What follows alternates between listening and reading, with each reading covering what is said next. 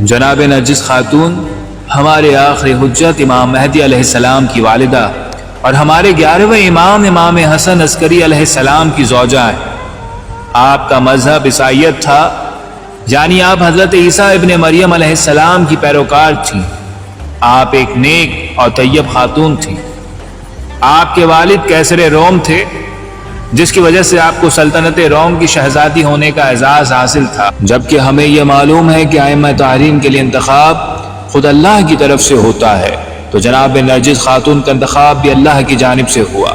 امام علی نقی علیہ السلام نے اپنے ایک چاہنے والے جس کا نام بشر بن سلیمان تھا اور حضرت ایوب انصاری کی نسل سے تھا، بغداد کی طرف روانہ کیا۔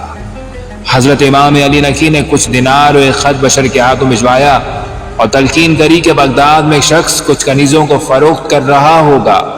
ان کنیزوں میں ایک نیک اور صالح خاتون جن کا نام ملکہ ہو، ان کو میرا خط دینا اور اپنے ساتھ سمن رعائی لے آنا۔ خط رومی زبان میں لکھا گیا تھا، کیونکہ جناب نرجس خاتون روم سے تعلق رکھتی تھی اور رومی زبان جانتی تھی۔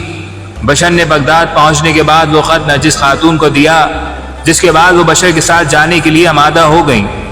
بشر نے وہ دینار اس بندے کو دیے اور جناب نرجس خاتون کو لے کر امام ہادی علیہ السلام کی خدمت میں حاضری کے لیے روانہ ہو گیا۔ یہاں سوال یہ پیدا ہوتا ہے کہ شہزادی روم اپنی آرامدہ زندگی سے بغداد کے بازاروں تک کیسے پہنچی؟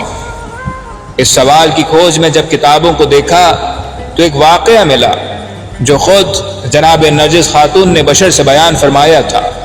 وہ واقعہ کچھ اس طرح ہے کہ جناب نرجس خاتون نے اپنا تعارف کرواتے ہوئے کہا کہ میں قیصر روم کی پوتی ہوں، میرا نام ملیکہ ہے، میری ماں شمعون وسیع حضرت عیسیٰ کی اولاد میں سے ہیں۔ جب میں 13 برس کی ہوئی تو میرے دادا نے اپنے بھائی کی اولاد میں سے ایک لڑکے کو میرے لیے منتخب کیا اور شادی کے انتظامات شروع کیے، اور اس کے لیے انہوں نے نسل حوارین و قسسین اور رہبان میں سے 300 آدمی، ذی وجہ و بججاہ اشخاص میں سے 700 اور امیران لشکر، فوجوں کے سرداروں، نقیبوں اور قبائل کے سرداروں کو مدعو کیا۔ ایک قیمتی تخت جس میں انواع اقسام کے جواہرات جڑے ہوئے تھے اسے سجوایا۔ اس میں 40 سیڑھیاں تھیں۔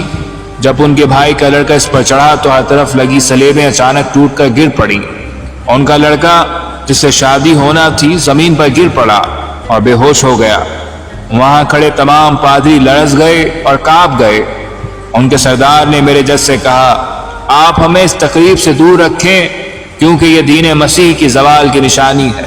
میرے دادا قیصر روم اب بھی باز نہ آئے اور اس لڑکے کے بھائی کو مدعو کیا کہ اس سے میری شادی ہو۔ تمام صلیبوں کو دوبارہ لگایا گیا، مگر اب کی بار بھی وہی معجزہ ہوا۔ یہ دیکھ کر مجمع منتشر ہو گیا اور میرے جج قیصر روم غمگین ہو کر اپنے حجرے میں چلے گئے۔ اسی شب میں نے خواب میں جناب عیسیٰ علیہ السلام اور جناب شمعون کو دیکھا۔ تمام لوگ قصر روم میں جمع تھے۔ ایک بلند و بالا ممبر لگایا گیا۔ اتنے میں حضرت محمد مصطفیٰ صلی اللہ علیہ وآلہ وسلم، ان کے داماد علی مرتضیٰ اور خاندان رسالت کے کچھ لوگ تشریف لائے۔ حضرت عیسیٰ علیہ السلام نے ان کی پیش قدمی کی اور استقبال کیا۔ رسول اکرم صلی اللہ علیہ وآلہ وسلم نے ارشاد فرمایا، اے روح اللہ، میں آپ کی وسیع شمعون کی صاحبزادی کی شادی کا پیغام اپنے بیٹے حسن عسکری کے لیے لایا ہوں۔ حضرت عیسیٰ نے حضرت شمعون سے فرمایا کہ تمہیں یہ شرف حاصل ہوا کہ تم اپنے خاندان کو خاندان رسالت کی جانب نسبت دے لو۔ رسول خدا نے میرا نکاح اپنے فرزند حسن عسکری سے پڑھ دیا۔ اس خواب کو کافی دن گزر گئے اور پھر ایک رات دوسرا خواب دیکھا جس میں جناب فاطمہ الزہرا سلام اللہ علیہا کی زیارت ہوئی۔ انہوں نے مجھے کلمہ پڑھنے کی تلقین کی۔ میں نے کلمہ پڑھا اور جناب سیدہ نے مجھے اپنے گلے لگایا، جس سے میرا دل خوش ہوا۔ مجھے انتظار تھا کہ کب میں ابو محمد امام عسکری علیہ السلام سے مل سکوں گی اور انہیں دیکھ سکوں گی۔ اگلی شب جب مجھے خواب میں امام عسکری علیہ السلام کی زیارت نصیب ہوئی تو آپ نے فرمایا کہ چونکہ میں پہلے مشرکہ تھی اور اب مسلمان ہو گئی ہوں تو اب روز خواب میں ملنے آیا کروں گا۔